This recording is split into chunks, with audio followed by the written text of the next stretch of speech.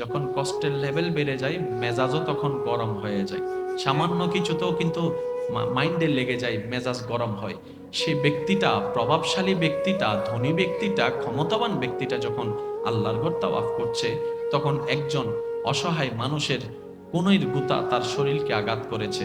তো সে চিন্তা করছে, আমার পাশে বসার ক্ষমতা কারো নাই বাংলাদেশে, আজকে এখানে সবাই আমাকে দেখি ডান থেকেও ধাক্কা মারে, বাম থেকেও ধাক্কা মারে, সামনে থেকেও দেখি গুতা মারে, পিছন থেকেও দেখি গুতা মারে, ইচ্ছা করে তো কেউ মারে না, ধাক্কায় পরে যেটা হয় সেটাই।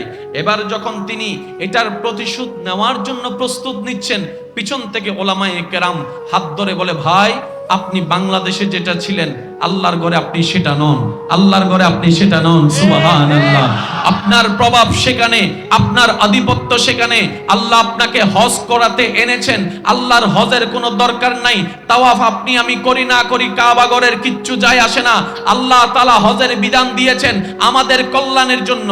সেই ভাই বলে, আমার কল্যাণের জন্য, বিষয়টা তো বুঝলাম না। বলে যে পরকালীন সওয়াব তো পাবেন পাবেন, শুধু তাই নয়, আপনি যতক্ষণ ইহরাম গায়ে দিবেন, ইহরাম অবস্থায় থাকবেন, ইহরাম অবস্থায় থাকা অবস্থায় কেউ আপনাকে গালি দিলে আপনি উল্টা গালি দিতে পারবেন না, কেউ আঘাত করলে আঘাতের পাল্টা উত্তর দিতে পারবেন না, কেউ কুনোই মারলে আপনি তাকে গালের মধ্যে একটা থাপ্পড় বসাতে পারবেন না, আপনি রাগ দেখাতে পারবেন না, আপনি রাগ দেখাতে পারবেন না, আপনি ক্ষোভ দেখাতে পারবেন না, মেজাজ দেখাতে পারবেন না। তো আমি কি করব?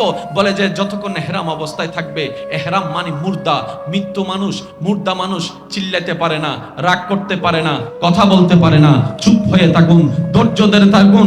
আল্লাহ তাআলা জানে বান্দার জীবনে যুদ্ধে টিকার জন্য, রাস্তাঘাটে চলার জন্য, সমাজে টিকার জন্য, পরিবারে টিকার জন্য, ব্যবসায়ীতে টিকার জন্য, সর্ব জায়গায় বান্দার একটা জিনিসের বড় দরকার, সেটার নাম ধৈর্য, সেটার নাম ধৈর্য, সেটার নাম ধৈর্য।